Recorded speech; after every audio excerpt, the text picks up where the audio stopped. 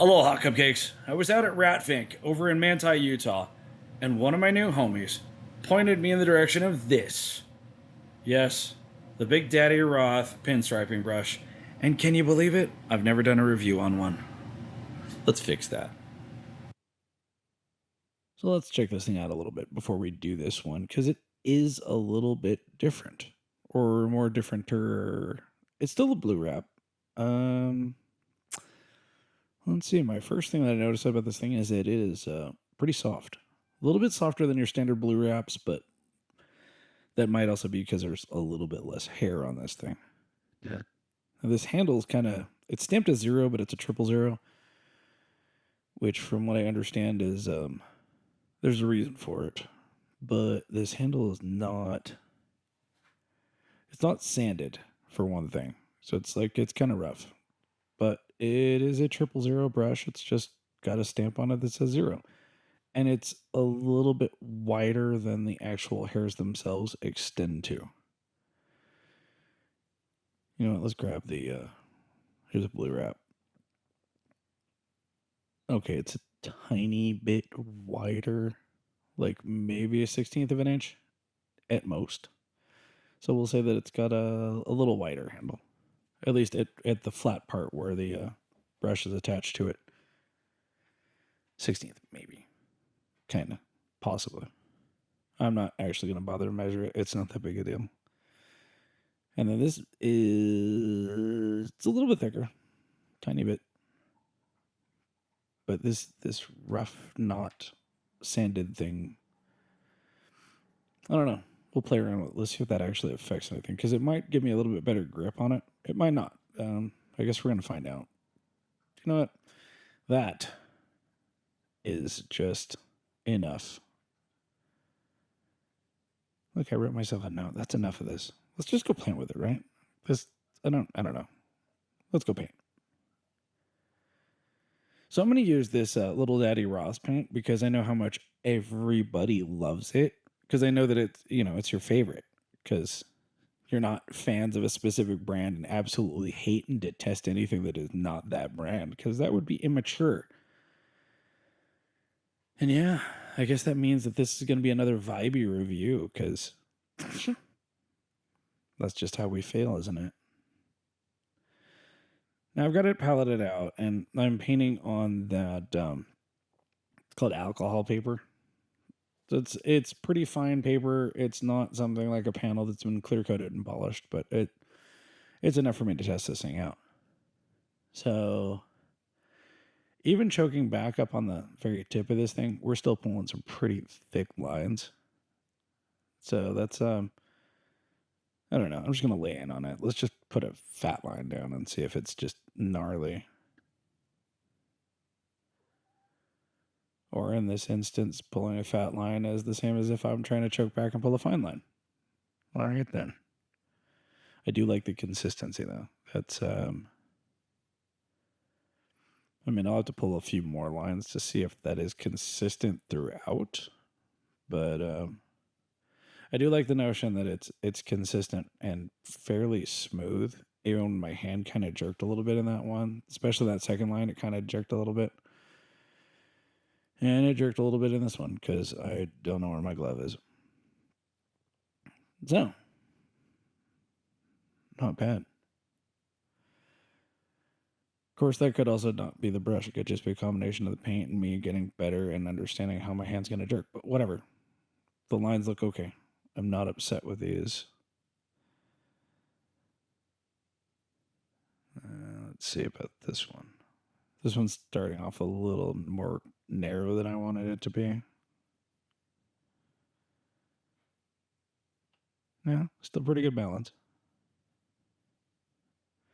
So for the for the fairly straight lines, this seems to be doing just fine for me. Like I'm not having any consistency issues. I might have to trim this tip just a little bit more. So I trimmed it before I started this because I did have to try the brush while I was still at the museum because I got a pinstriping brush from Rat Fink at Rat Fink. So of course I was going to try it. I mean, it'd be weird if I didn't. But yeah, I probably need to trim it a little bit more because that first, well, each one of these actually has a little nugget at the end of the line. So I'm gonna trim this right now, and then we'll come back to it. Oh, you know what? Thanks to editing, I can actually cut out the part where I was trimming it, and now we just repalette and we'll just go. How about that? So you don't have to put up with me and my scalpel. Oh yeah, way better.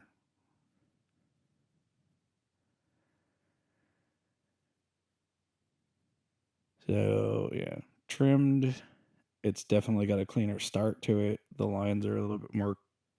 I'm a little bit more comfortable with them, but I think that's any brush once it's trimmed correctly. I am seeing right in here, even when I'm trying to really choke back, because I want to try to pull some finer lines of this one, it's still a little bit tough. Like they're still fairly thick, and for taking paint straight out of the can, I should have a little bit thinner consistency than that. I may have to just palette more, and I'll probably do a whole separate panel after this using some urethane. I'll probably try a couple of other paints with this one, but for right now, this is just kind of, these are the big, gritty, juicy lines, and I mean, they're kind of working for me. I don't dislike them.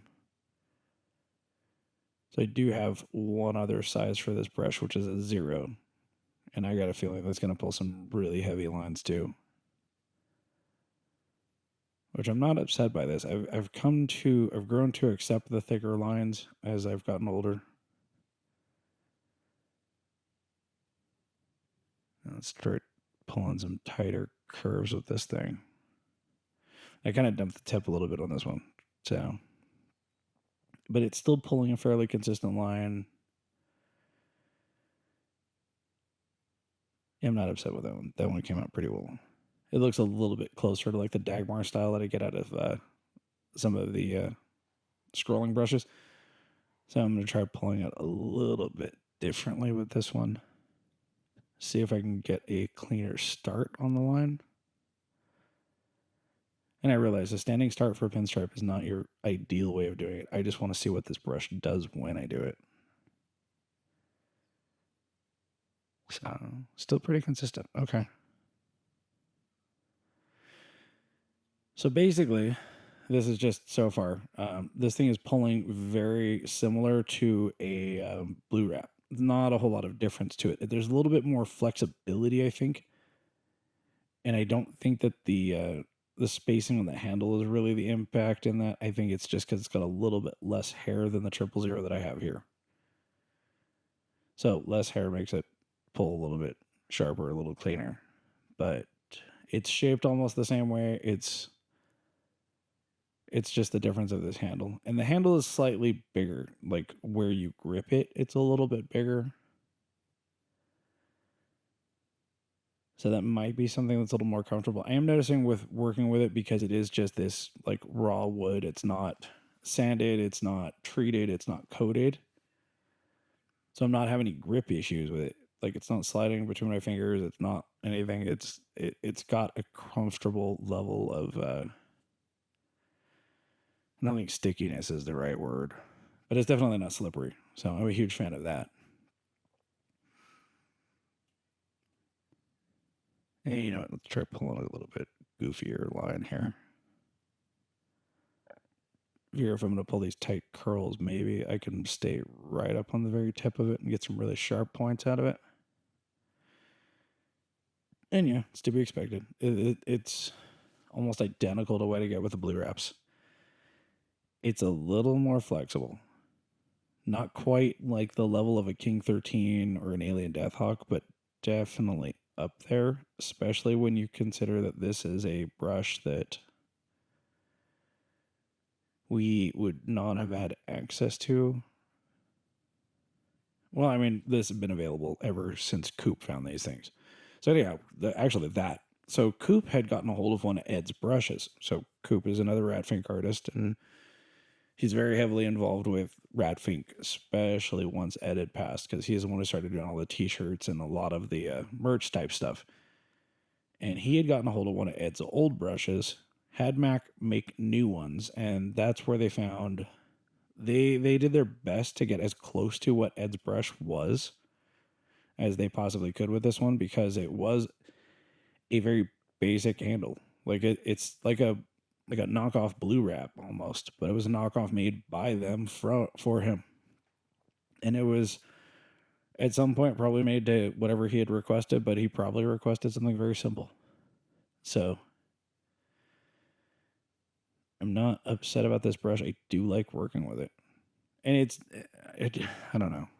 It's not that I like working with it because I think it's a good brush. I like working with it because this is a brush that some of the more modern brushes don't contest with. In terms of like the grip being rough so it doesn't slip. In terms of the way that this one is very well manicured, but I don't think it was necessarily well manicured. I think that's just how brushes were made for that particular design. I don't know that was something he had requested. Because it does have a very Grumbarker feel to it. At least from what I can tell. It's been a while since I've had one of those. You know what? Maybe I need to dig one of those brushes up.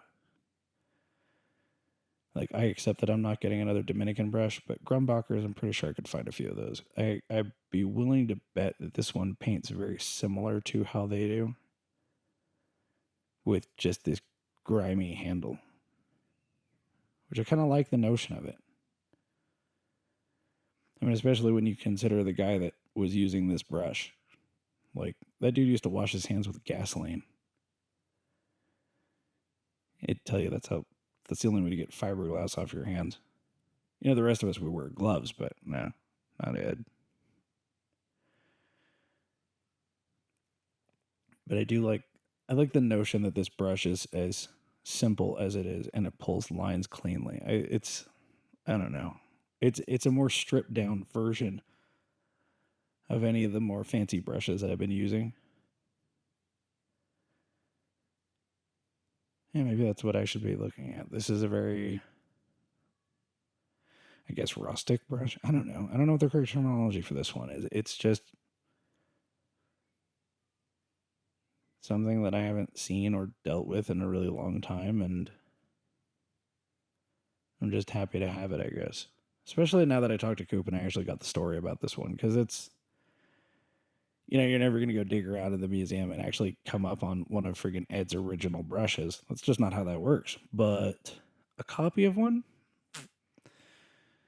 not a problem, I don't think. Hey, this is kind of fun.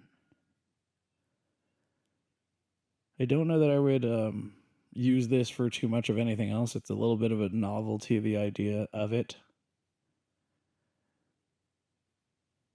But I think, no, you know, I take that back. I probably will use this. I'm probably going to use it, especially in those days when I'm having like weightlifter issues and that handle is a little tougher for me to grip. Because this rough, raw wood handle is it's working pretty well. That might also be the thing that I like about the triple hippie. I think because that one's an unfinished wood as well. I've never stopped to consider that notion, actually. Maybe it is just the handle. Because I don't think the triple hippie is too terribly different from this as well. It is cut a little bit differently. This one's definitely a sharper cut to the tip of the brush. But I think it's very similar in terms of its build. So it might be. But I can tell you, I'm having a blast working with it. I'm thoroughly enjoying messing around with this thing. And I don't know, it's kind of similar to the couple months ago when I was using Ronan's urethane for the first time in a couple decades. It's just fun to go back to the way that things used to be, I guess. Also, I'm making the mistakes that I would have made and like when I first started doing this. Like this dumb line right here. It's fine. I'll make it work, I guess, but it's not what I was planning on. This is what happens when I get distracted while I'm working with it. It start doing old mistakes. Actually, it's more that I'm rationalizing them because that was like my style back then. Now, what I consider my old style to be is a mistake. Like that little divot and the stripe right there. Oops. And I'm not fixing it. We're just gonna let it ride. I don't care. It's a piece of paper. No one's gonna be mad at me for screwing up paper.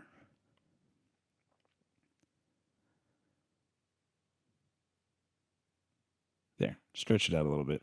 It'll balance things slightly. But yeah, this brush is kind of fun. Let's try this. And that explains those. If this is the kind of handle that Ed was using back in the day, then that explains why his dots were huge.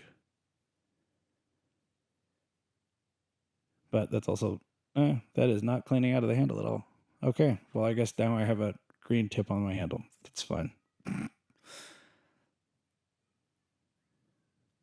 Now these lines, yeah, this is probably not quite what I want to do for doing sharp detail work. Close enough.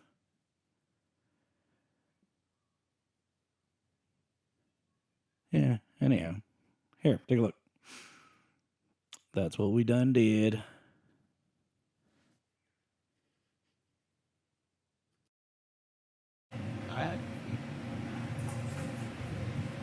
Well, there we have it. The Big Daddy Roth signature brush. It's as close to getting to actually use this real brush as possible, which is kind of awesome. It definitely comes with a cool story. And I'm really kind of glad that I found it the way that I did, where I did. Because it just kind of lines up for me that way. And this thing, is it the best brush ever? Maybe not. Did I have a lot of fun with it though? Yes, I did. Was I using paint that people are going to be very upset that I used? Of course! And I'm going to keep using it. So till next time, stay moist, my friends.